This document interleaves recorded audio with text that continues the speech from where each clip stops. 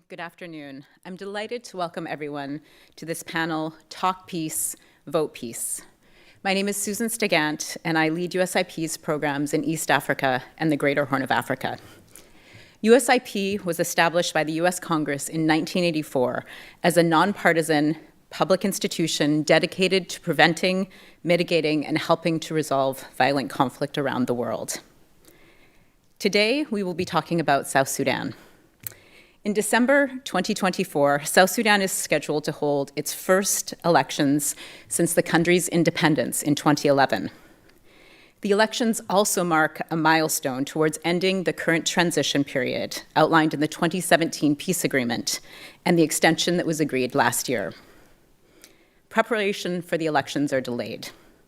In the last few weeks, various reports from the revitalized Joint Monitoring and Evaluation Commission, from the UN mission in South Sudan, from the UN Commission on Human Rights in South Sudan, have cautioned that the gaps to take the necessary steps are significant, and that time is starting to run short to achieve the necessary steps: a new constitution, political party registration, procurement of ballot papers, training and deployment of election officials, unification of security forces, and political consensus on sensitive and critical questions about how South Sudan will be governed, and the opening of civic, political, and democratic space. It is these steps and others that will determine whether South Sudanese have the confidence that the elections can deliver on the promise of the peace agreement, the promise of a successful transition, and the hopes from the 2011 referendum in independence. Opinion polls show that the elections matter to South Sudanese and that they have high expectations for their first national elections. 13 years since independence, people want the chance to choose their leaders. More sobering, opinion polls show that citizens also anticipate that the elections could be violent. Many of the discussions at the moment are focused around whether the vote can happen on time and how they will be funded and supported. And if the elections can't happen on time, what is the alternative and how can that be agreed? But today, our conversation will focus on the work that South Sudanese civic leaders are undertaking now to bring together communities across the country to talk about peace and to take steps to prevent the risks of violence around the end of the transition period and the elections. We are privileged to be joined by 4 individuals and partners who have a deep understanding of the discussions and the preparations in Juba, and who spend time talking to and with South Sudanese in towns, in counties, and communities about their hopes, their concerns, and their aspirations. I'm now pleased to introduce Ola Mohajer, Senior Program Officer with the Africa Center at USIP, to moderate, lead this discussion, and introduce our speakers. Ola, over to you. Thank you, Susan, and thank you to all those who are joining us in person and online. It's a privilege to be sitting here with you today, and it's a long time coming. I'm going to dive straight into the questions, and before we go into the questions, I would love for you to introduce yourselves as we go through, just in the first time. So Susan summarized a lot of really important things that remain to be done, but you're doing some of them, and that is in your conversations and your trainings and your dialogues with South Sudanese every day across the country. So I'm wondering if you can tell us a little bit about what it's like to convene dialogues in communities that are divided, excluded, or in conflict. And Bol, I'd like to turn to you first, followed by Paula, and then we'll move to the next question. Please go ahead and introduce yourself. Thank you. My name is Bol Bulabek. I'm the program manager of Dead Crow, and I'm here to represent Dead Crow. The question is very clear. Dead Crow and AMA, currently they are actually implementing Ta'al Nitkallam project in partnership with AMA, Assistance Mission for Africa. And what we are implementing, if I translate it, is come let us talk. It is a peace initiative. It is a peace building activity. And the approach that we are using, it is a holistic approach that is adaptable to any community in South Sudan who are living in conflict and who are actually in divisions or who are being excluded. And we are actually emphasizing the importance of community-led and localized solutions. Our approach has 5 steps: community engagement fundamentals. And the first is stakeholder engagement, which includes government and different stakeholders that are actually in those locations or who are party to conflict. The reason is for us to make sure that everyone is included and conflict and confidence and trust is built so communication can go smoothly. Also, we do community mapping, which is the second step, and it's for us to make sure that we do mapping in conflict zones, and that is to help us document the root causes of conflict in those areas. And then the third step is training, which help us bridge the divide. And that is, we bridge the divide through sense making and as well dialogue circles. In addition to that, number 5, the fourth step, is action planning. The community themselves, since it is a community-led approach, the community themselves will actually set their priorities and develop action plans for what they have actually set. And the fifth and the last step is after action plan, which actually help us actively seek feedback from these communities so that we remain inclusive in our approach, as well as make sure that we do refine our approach since always, things are evolving and there is community dynamics that are changing all the time. How do we do that is a question that I want to all of us to pay attention to. The way we do it by prioritizing indigenous knowledge in conflict resolution. I want you to underline indigenous knowledge in conflict resolution, which is very important. We tap on the indigenous knowledge bank in our societies, in our communities. And we do that actually by recognizing the traditional and indigenous values of each community. So what we have is a framework that can be used everywhere. It can be used among the different 65 tribes in South Sudan, where we use the indigenous knowledge, the indigenous terms that are actually very valuable to the community. These communities have been living in conflict and have been living in peace. So how were they actually achieving peace? How were they actually building peace in the history back in the day? So we go back to the roots, and the community, become more enthusiastic and become more involved because they feel this actually resonates with them, and in addition to that, it makes it easy for them to own it. So, to give you just a taste, in our trainings which we were using in ABA, we had 2 terms that we were using. For example, one term is attack in Dinka language. In the beginning, their understanding was limited, but in the dialogue circles, their understanding expanded. And they understood attack not only as respect, but in the broader term as respect to human rights, respect to rule of law, respect and dignity, including diplomacy. When you have that principle and value, you will be able actually to relate to all of these values. And the second one is Chiang, which means cultivating harmony in diversity. And that is not easy when you are in conflict to do it without going back to your roots. So we go back to our roots using Chiang in order for us to cultivate harmony in diversity between communities and in communities.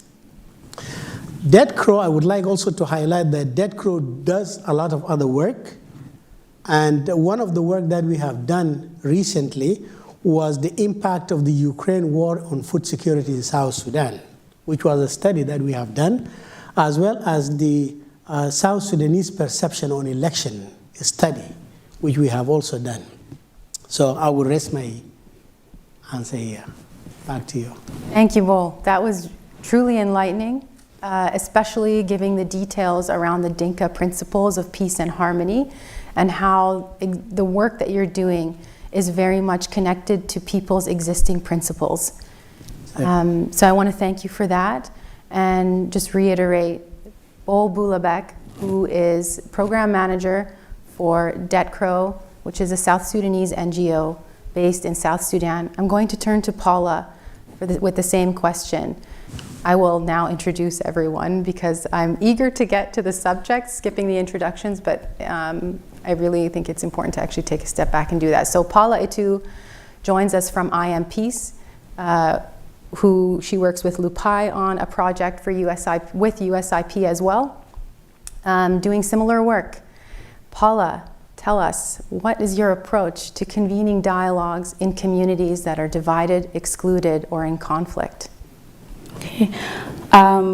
Like you've heard from Ola, my name is Paula Ito, and I work with I Am Peace as the country manager.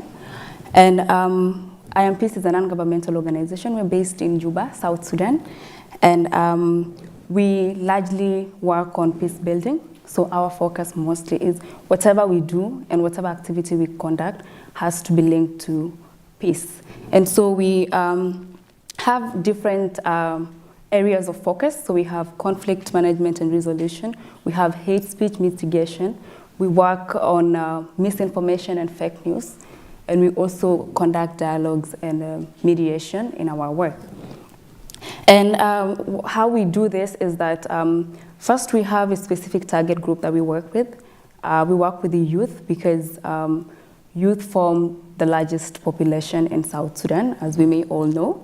And we want to ensure that we are using their skills and that we are making the most out of them, and that if we do not guide these youth and understand their issues and concerns, they might end up being liabilities. And so how can we work with the young people in South Sudan to ensure that we are all responsible for our country and that we are responsible for the outcome that and any issues that come out of South Sudan. And so for the youth, we have also, after the youth, we have the media and the arts group.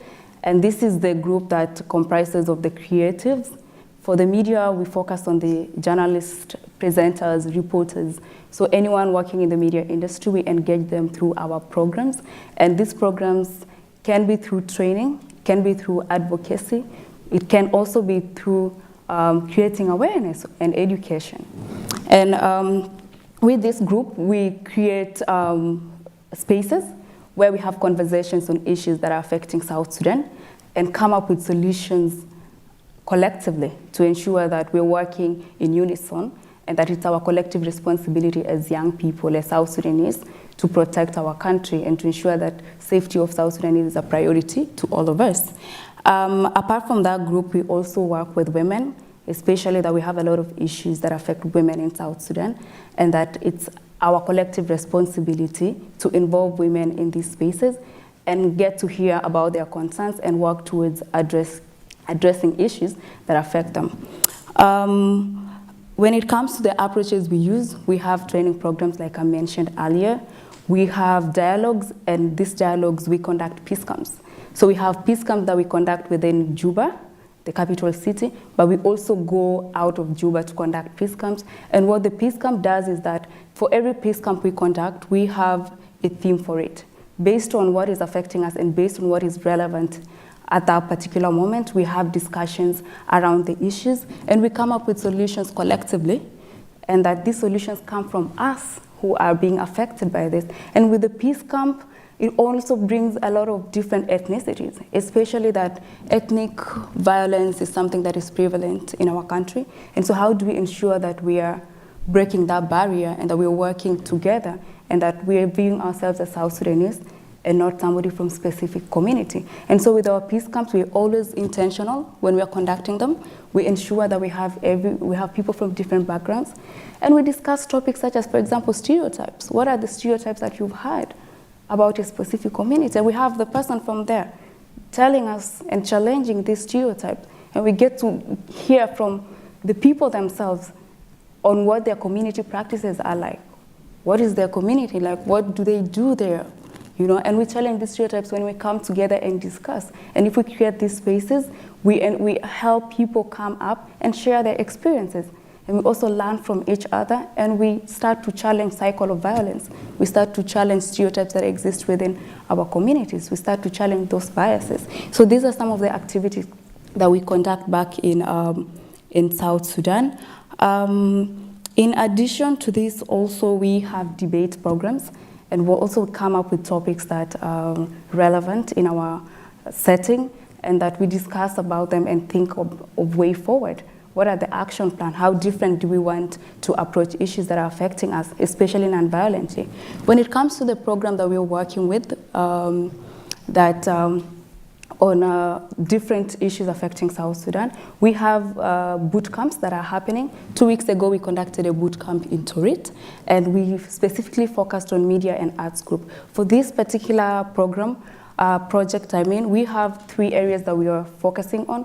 That is Jonglei State, Jonglei Capital. We're focusing on Wau, Western Baragazal State, and we're also looking at Torit State, Torit County. And with these different areas that we are focusing on, we're going to conduct the media and arts boot camps in all these areas. We're going to have women boot camps in all the 3 locations, and we're also going to have the youth boot camps. And for these boot camps, we're having conversations around, for example, misinformation and fake news. For the Torit boot camp that we just completed 2 weeks ago, we had artists, these are musicians, we had comedians in our groups, and we also had journalists and reporters from different radio stations within the state.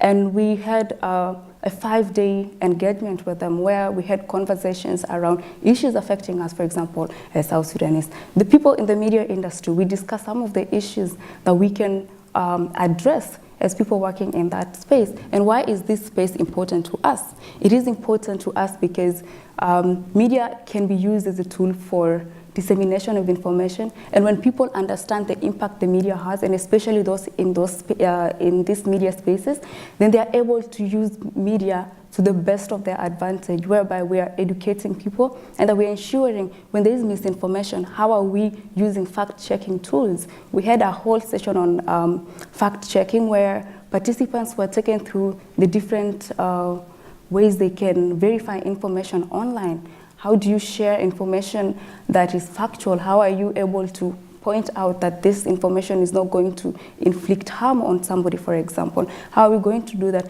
And how relevant is this in our context as we speak? Like my colleague had talked about elections coming up, it's important that people understand that misinformation might happen during this particular period, and it's our responsibility to ensure that whatever information we're sharing online is a factual information, and that we verify it before sharing it out there. And so we worked with this, the media and arts group, and we train them on various ways they can verify information online, and that when they come across any information they're unsure of, they should know better what to do in that instance. So these are some of the activities that we are conducting in South Sudan, so that to ensure that in case we get to situations where there are conflict, how do we approach conflict? And when you look at I Am Peace and our goal, our objectives, we look more into the preventive aspect of it. So what can we do before an election, before violence erupts, for example? What are some of the indicators? That, you know, what are some of the things that we can look and watch out for, and how can we approach them, or how can we counter this before it erupts and becomes something big? And so we look at preventive measures, and dialogue comes in, conversations around issues affecting us also are things that we focus on in South Sudan. Thank you, Paula. So Paula and Bol really eloquently outlined exactly the places that you're working in. Within Juba, outside, wow, Torit, Abyei, and other places. And by the time all 4 of your projects, or the partnerships that we have, are completed, you will have spoken to and engaged with about 1,200 South Sudanese. That's nothing small. And so I'm wondering if now, with the dozens, maybe hundreds you've already spoken to, can you tell us a little bit about what you're hearing from your fellow citizens about their hopes, their fears, their expectations? And if it's possible, can you tell us about how some of the dialogues, trainings, and workshops that you've been organizing are addressing some of these different fears, expectations, and hopes? And for this question, I'd like to turn to Nyasha Nkwat and Lupai. Nyasha Nkwat joins us from Assistance Mission for Africa, where ALMA and DETCRO are partnering to do these projects. And Lupai joins us from I Am Peace. Nyasha Nkwat, over to you. Thank you, Ola. Talking of expectations, fears, and what people think, I'll start with a very short story, looking at how I have a limited time.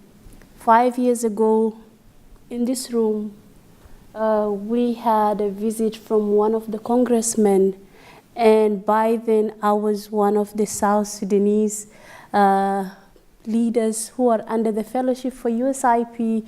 Me and my colleague Namisio Joy, both Generation Change Fellows, and President Nancy, the former president for USIP, called us and she introduced us, but there was a process before that. And I remember it was one of the first times where we were in front of such huge audience and we didn't know what to expect. And bringing this down to today, I think it's important to acknowledge the role USIP have done in building the capacity, tapping into opportunities, and supporting young South Sudanese. As we're sitting here, 3 of us, 4 with young, we are Generation Change Fellows who joined USIP in 2017, and we were around 34, I think around 34, 35 young fellows, and by now we have young South Sudanese who are supporting their communities, who are impacting in their own different capacities, using innovation, social media, dialogues, peace. And I think in such moments, it's important to acknowledge how far we have come. And today, as a Generation Change Fellow, instead of asking what is expected of me, I'm actually framing questions and I'm saying, I want to talk about this, I want to highlight this and that, and I think this is something important to acknowledge and highlight. Back to the question, I think I wear different hats, and what stands out is that I'm a Generation Change Fellow, and I will always be a Generation Change Fellow. I was the Executive Director for Assistance Mission for Africa a few weeks ago until I transitioned and joined UNFPA. But taking it back to the work that we have been doing and we're still doing together with DETCRO, I think there have been perception on elections whereby some data have been collected for the past few years, and people will be shocked that the data that is coming out, especially from war-affected zones such as Upper Nile, South Sudanese actually want election. And this might be shocking. And as we were doing the Talnit Kalam project, and we were, creating that safe space and room for people to talk about what are the issues that are happening, because this is a community-led approach process. We didn't come with an agenda to enforce and ask communities what is it that we want them to talk about. So as a community-led process, one of the things that came out from communities that the issues that are affecting them and the issues that they have fears in relation to conflict or peace are issues of cattle raiding, issues of revenge killing, and somehow elections came up. And one of the fears that people have on elections is the fact that there is no enough civic education. Many people at the grassroots, they do not know where to begin from and what to expect, because some of them lack the knowledge on a mere process of elections. And these are some of the things, that were coming up, including the need of, raising awareness, the need of civic education, the need of, people knowing where they stand and where they come from. And for me, I think it's important and it's powerful, because the people are talking and they're saying, this is what we want, and, this is what we're expecting. So they're returning it back to us.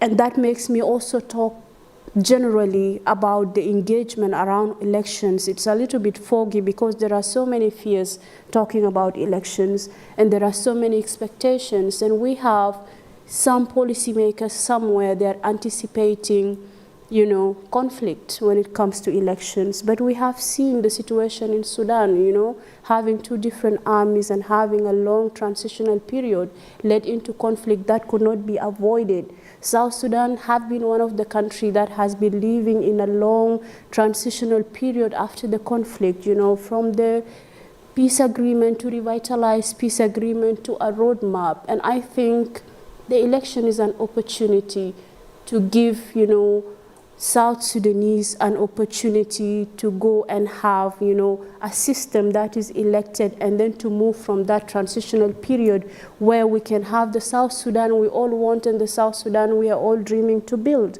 And I think one call I can have for policymakers, that as we're busy maybe anticipating conflict, anticipating the worst, maybe it's about time to just ask South Sudanese, what is it that you really want? How can we help?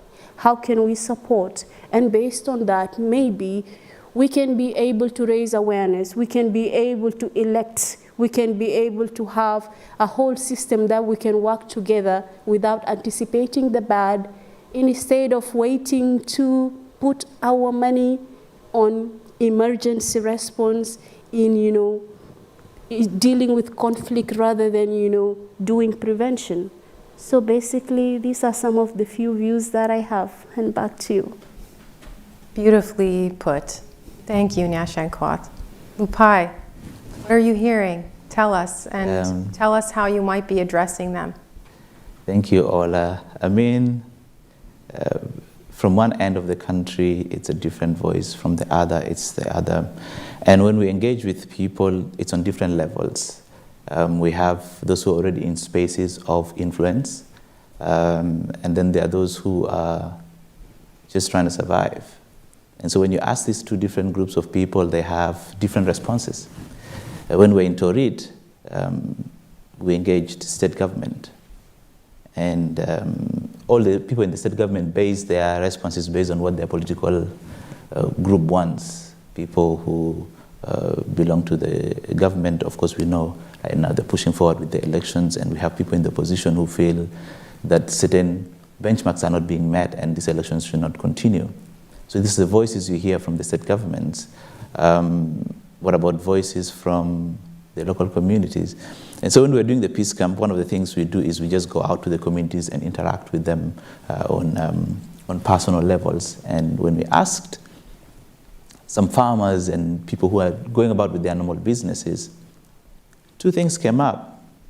One is who are running?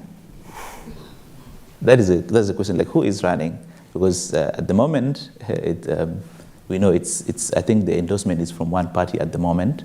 We haven't seen any other parties go ahead with preparations of like fronting. So who are running? And then the other, they're like, well, whether the elections or not, is it going to be a stable Torit? Because for us, we want to cultivate. For us, we want the rain.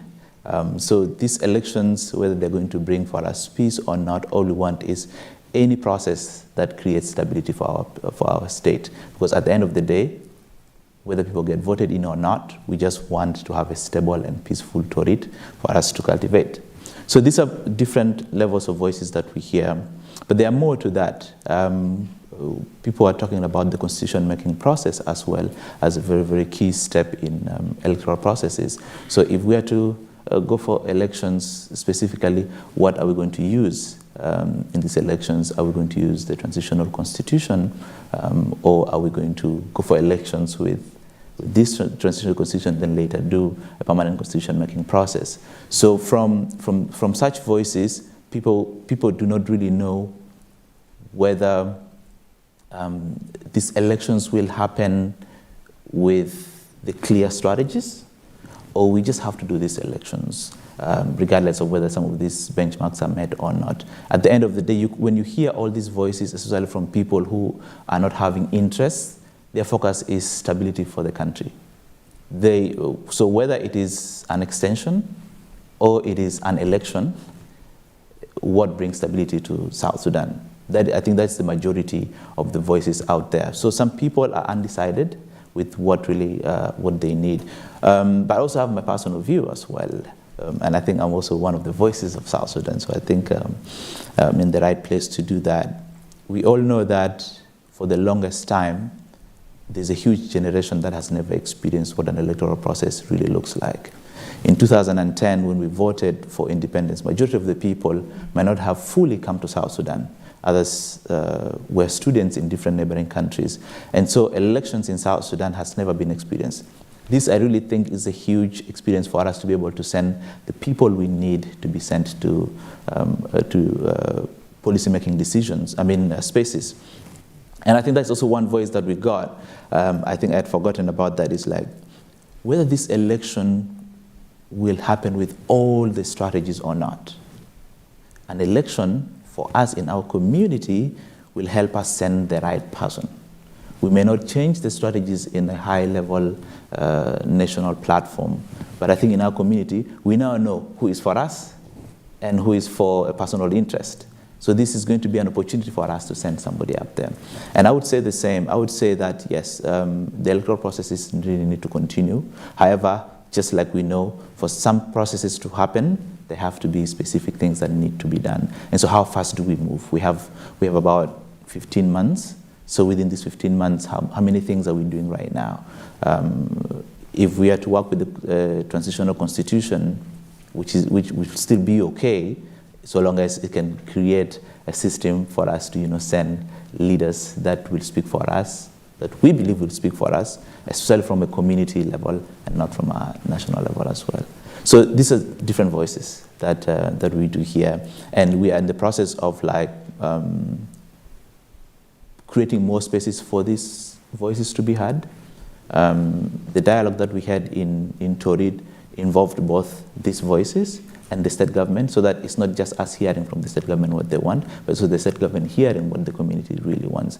And these platforms have not been there. Most of the times it's civil society and NGOs doing work with communities, and government also having their own work. So there's been that gap. So how do we ensure that these conversations are in sync? The government knows what is happening and what the community really needs, but also the community has to know what the government is going through. So these processes, we create these platforms for them to have these conversations. Thank you, Lupai. You outlined a number of opportunities and challenges, all of you did. And Lupai, you rightfully pointed that you have a voice too. And I'm glad that you shared it, because this next question for you, Nyasha and Kwat and Bol, is to highlight your voice on something that I think is quite critical.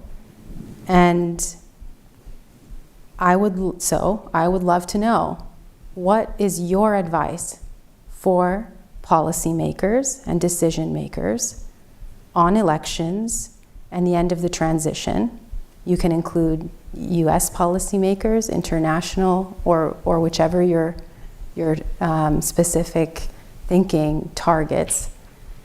What advice do you have for them about elections? How can you inform their decisions? Who would like to take the question first? Okay, everybody's looking at me, so I can go ahead.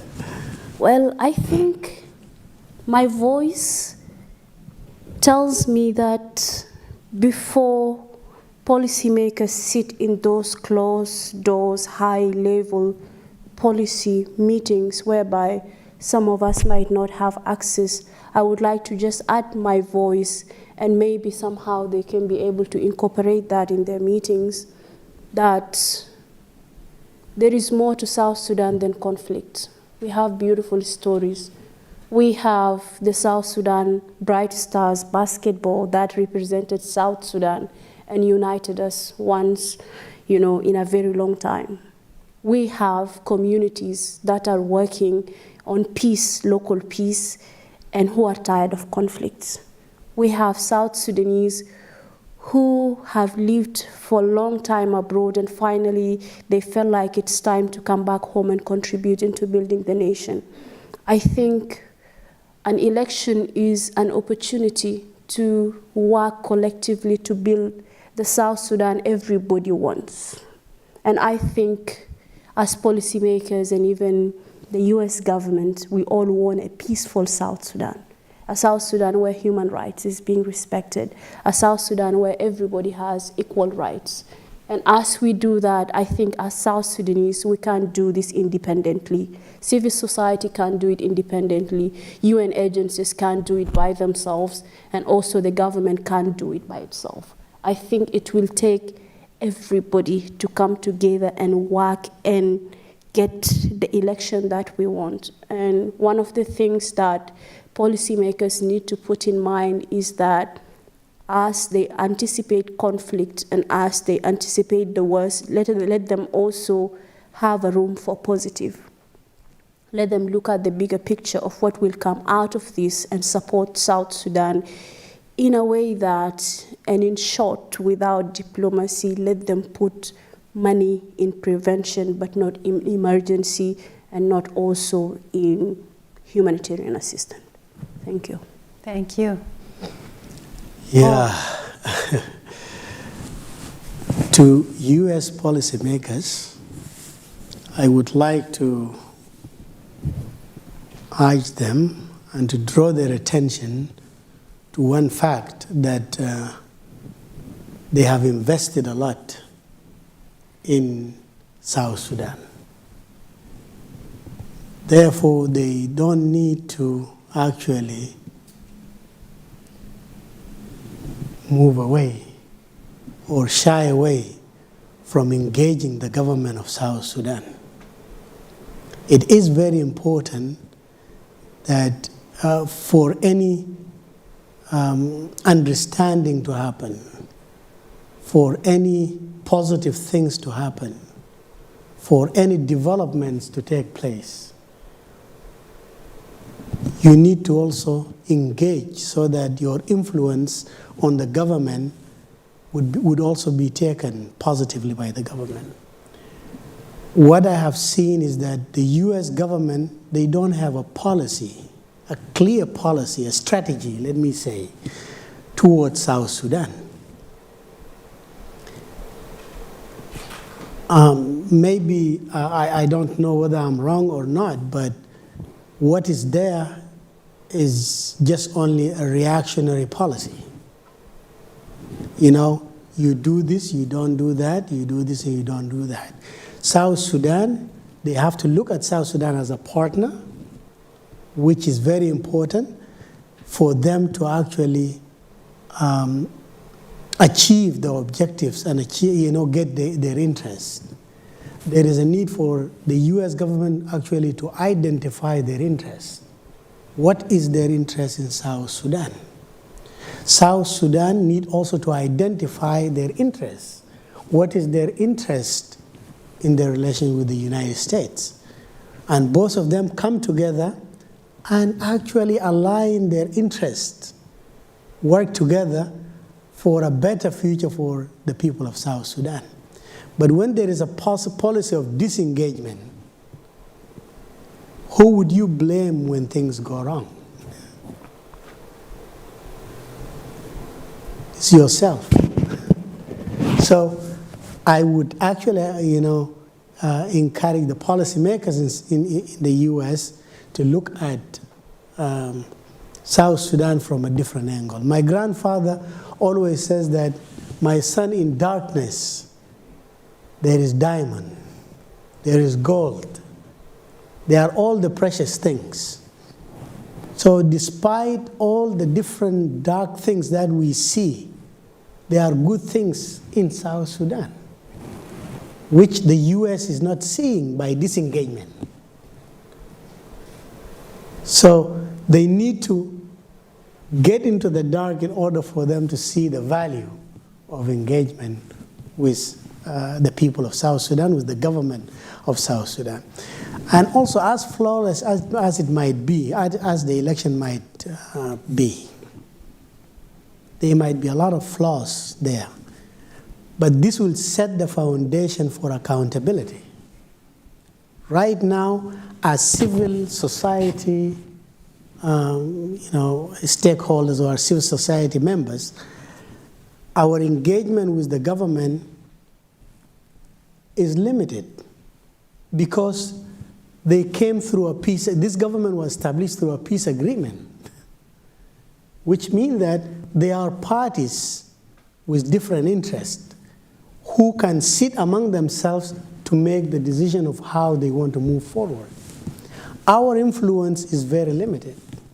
But when elections happen, what happens? We set the benchmark of accountability. We will be able to, to have our voices heard everywhere. So, that's the way I look at it, and let us hope that the relationship between South Sudan and the U.S. government improves, and improves for the benefit of the people of South Sudan. Thank you. Both, thank you for your thoughtful candor. Lupai, over to you. Yeah, I was being uncomfortable here that I needed to add a voice to what Bob was trying to say. So South Sudan as a population still has a lot to do with literacy. Rate is still very, very low. And so most of the times when it comes to reactions, they're either from emotional points of view or generally from a not so informed point of view. So with regards to these elections, I think international partners and also other policymakers need to start to invest more into letting South Sudanese understand what these processes really mean to them in terms of like getting their rights, in terms of like what they need to do to get what they want, the peace that they all want. So although we know that yes, these elections will be a benchmark for us to start to hold them accountable, but without people understanding how to hold leaders accountable, it becomes very, very hard. How do you hold somebody accountable who has been praised in communities about the role they have played in the liberation struggle and all this stuff? To others, that is the ultimate goal. But it's more to that. Now we have the country South Sudan. Now we need now to move beyond that level that we have. But how? So how do South Sudanese as a whole have a voice that those who are leading them are able to hear?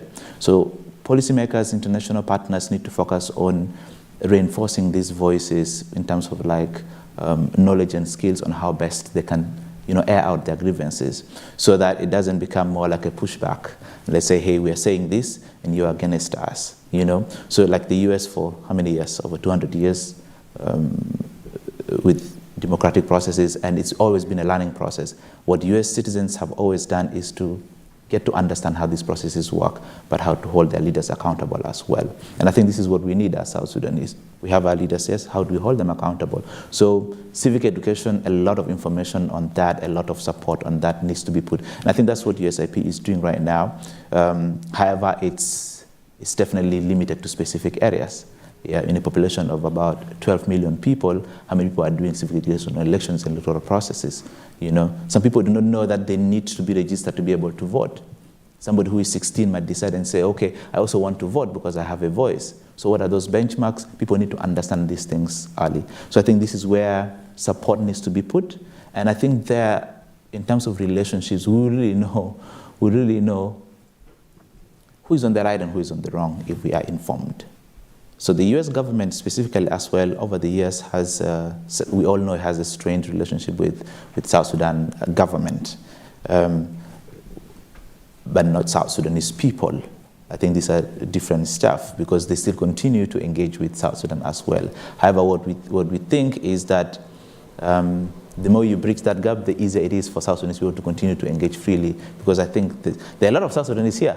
A lot of South Sudanese in the United States. So that means having a strained relationship also puts those in the diaspora community in jeopardy, and their voices are not going to be heard as critical voices back home. So the government needs to bridge that gap, and a lot of civic education needs to be done for the South Sudanese people. Thank you. Thank you all. I am going to turn to the audience for questions. We can take one question from online and one question from in the room. I would like to invite the room to ask a question. Hi guys, good to see you. I think I know two of you, the panelists, but the other two, thanks for presenting this morning. My name is Atem Malak. I am with IRI, and I certainly agree with some of the comments you made regarding election and the difficulty of navigating that. So my questions to you guys, can you all talk about security situation in all of the states if this election was to happen? Because we are all aware of displaced people around East Africa, and also for those in the United States.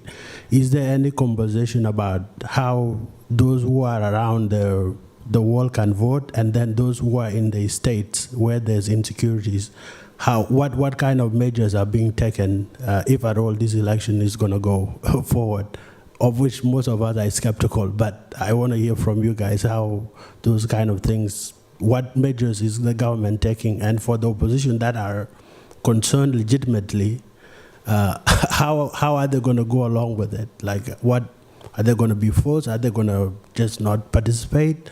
Or like, how does the government make this attractive to all of the people that are skeptical of the election? So if you can address the security and how to make those who are unwilling or those who are very concerned to participate. Thank you. I'd like to ask just two of you to answer that question, if that's all right. And it was a two-part question. There was a question on security situation and what the government is doing to move ahead with elections. Who would like to take the security question, or both, but just, I think we only have time for two of you to answer so that we can take an online question. Pai. Okay, and who else? Go ahead. Okay. So the security situation is a huge concern at time for specifically the opposition groups, because leave along those who are in IDPs and not in their homes. Many opposition groups have not officially launched their campaigns for these elections and electoral processes because the spaces are not, the ground is not level. We've heard of reports, especially in Drumbek some time back, when one of the parties wanted to, hold a rally. They did the rally, but later, we've had certain concerns of, the campaigns not going forward. And I think this is a genuine concern. And also, there's been a concern about the unification process. we still have 2 different armies or even more militia groups in the country. How are you going to go ahead with the elections when all these people are not put together? Genuine concerns. And I really think that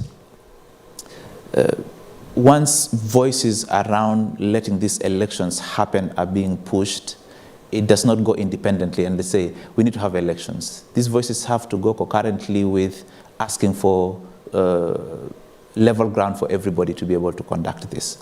So what happens right now, like even when we're here, there are a lot of closed-door conversations happening among political groups on, hey, if you want these elections to happen, what are these benchmarks? And the SPLA-IO specifically said their benchmark is security. They should be allowed to freely move around and hold campaigns, which is a very genuine concern. So now this is where, as civil society, we want these spaces to be level. So the concern is there, but are we going to sit back and say, okay, let security be done, let unification be done, and then we just watch without putting a voice to it? So that concern is there, and I think when we continue to push this voice, recently I think we have had statements not just from Makwe, but from other leaders as well, even from the SPLA-IO. Once they feel safe enough to move across the country, then they can say, okay, let these elections happen. And for us, as civil society, our focus mainly is to ensure that, yes, everybody has the same ground to be able to campaign. So the security situation in other places is people are able to go and go about with their daily activities, but not political activities. And so I think now that is the voice that we all need to put together and say, hey, everybody needs to have a ground for this to happen. And I think some people have started putting that ground. We have started putting that ground as well. So I think that would be what I would say. Yeah, I think in addition to what you said, Lupai, of course there are some benchmarks that are supposed to happen before elections. And however much, we are positively trying to look at the process positively, but there are some, critical benchmarks, And when you include security, of course, security is one of the key areas. Also, there are some other components, such as, the formation of the NCRC, the Constitutional Review Commission, as well as also the Election Commission, and also the Political Parties Council. Because once the Political Parties Council is formed and it's in place, all the political parties in South Sudan will register and all of them will qualify to run for elections. So these are the steps that actually will need, civil society, different UN agencies, as well as different, policymakers and stakeholders to engage the government to make sure that, we are on the same page and we're working together, to achieve that, in which also in our conversations with some other counterparts of the government, we received informations that, it's being finalized. They are at the last stages of announcing the names because already the names have been submitted for all these different commissions, and that means that, there is more work needs to be done. When it comes to security, as well as there are some difficult places to access, and also different policymakers. And let's say, like, you can have people from the US Embassy going straight into, places that are labeled, with high, security threats and all of that. And this is where, the role of civil society comes in, different UN agencies, as well as the government and the local government, who are in different counties and different states, to make sure that they work together in order for, for people to have access, and in order also for the security to be stabilized in order for elections to continue. Thank you. Ola, if I may, right now we're keeping the slightest optimism because we feel within 15 months there's so much that we can achieve. And I think the tone and engagement will continue to change as we draw closer. So right now we still feel, yes, we have a space to create that. But this will not be the same voice 6 months to December 2024, because now it will be it's a short period already, but I think right now there's still something that we can do. So we're keeping optimism on the security process and ensuring that everybody is aware that we need to do this and push the voices. But I think as it gets closer, it gets tighter, and those voices will continue to change. So we have one final question. And again, I'll ask just two to answer to honor the time. The question is, how will the political economy impact potential outcomes of the upcoming election and the broader political landscape in South Sudan? Repeat. Okay. How will the political economy impact the potential outcomes of the upcoming elections and the broader political landscape in the country?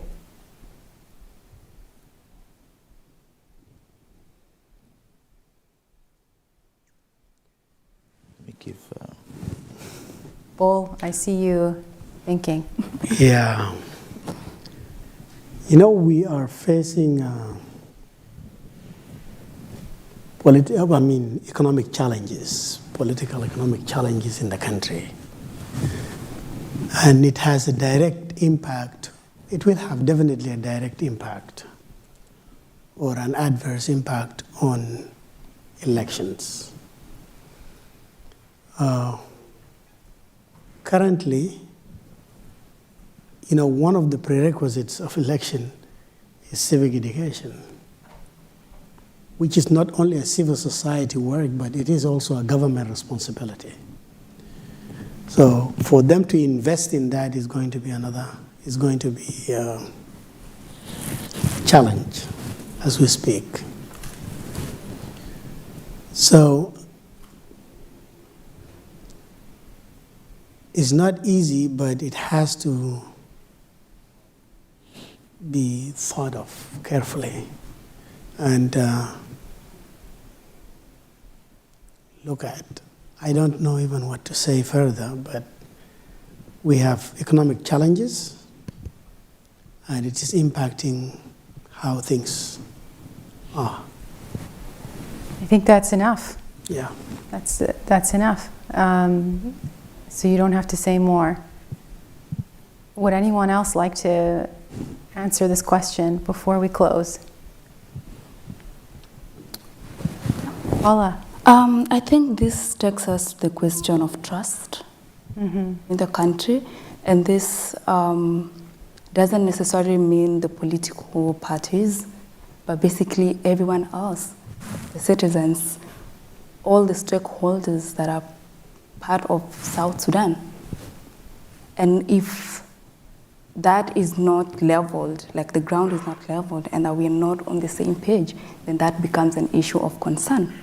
And I think that's one of the reasons why there are questions around that, like having this question now. Yeah. So if we are able to create an environment, a space for everybody, anyone who wants to politically participate in these processes, and that no matter what happens, South Sudan comes first. There's no one who is more South Sudanese than the other, and that we all as South Sudanese have a collective responsibility to ensure that peace is what we want. And if you look at, I think most of us focus is on peace and stability, you know? And I just want to appreciate the fact that since 2016 until now, South Sudan has enjoyed some relative peace. The fact that I can sleep comfortably in my country and wake up in the morning and conduct my activities, that is progress that we've seen. So how do we ensure that we maintain that? How do we ensure that the trust that we've built over the years, the relationship that we've restored since 2016, and those that we've created, we've built new relationship, how do we ensure that that is still something that is going to continue? Because I don't think any one of us wants to go back to where we've been, you know? So I think when it comes to this, it's a huge concern really, and that it's really our collective responsibility as South Sudanese to ensure that we're protecting the interest of South Sudan and that we are ensuring the safety of all South Sudanese. Back to you. Very eloquently put. Thank you, Paula. So our time has come to a close. I will be brief and just say that it is a true privilege to have all four of you here with us, teaching us and enlightening us. You have come such a long way and left really important work behind you that you will soon go back to, but that is no small task. And so I want to just say that to me, you are role models, not just to South Sudanese or to people who are doing peace building, but you are a role model to me. So I want to thank you for joining us, for teaching us, and I hope we continue to learn from you as the projects unfold. I know many of us will be keen to see what you're doing on social media and so on, so please keep us posted. And finally, I want to thank USIP and the USIP Africa Center for making this event possible. It would not be possible without you. Thank you all very much. Until next time.